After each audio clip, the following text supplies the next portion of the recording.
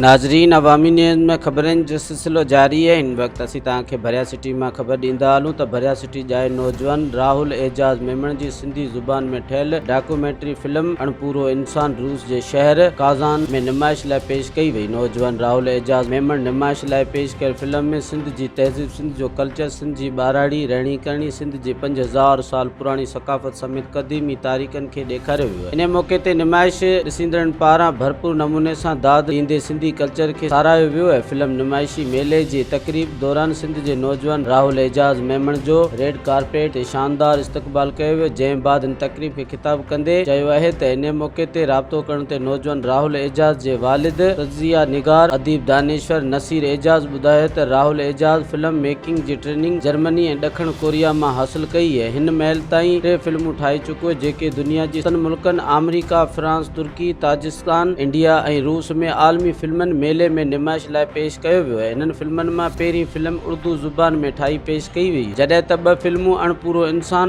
ऋण मां लंघंदड़ रेल सिंधी ज़ुबान में ठही ऐं अंग्रेज़ी ट्रांसलेट सां पेश कयो वियो आहे। जॾहिं त भरिया सिटी जाए नौजवान जे अहिड़ी फिल्म नुमाइश मेले जा वीडियोज़ ऐं फोटोज़ सोशल मीडिया ते वायरल थियण बाद सिंध वासियुनि पारां तमामु घणो साराहियो पियो वञे। मज़ीद खबरों और तफसीलात के लिए विजिट करें हमारी वेबसाइट www.awamiNewsHD.com।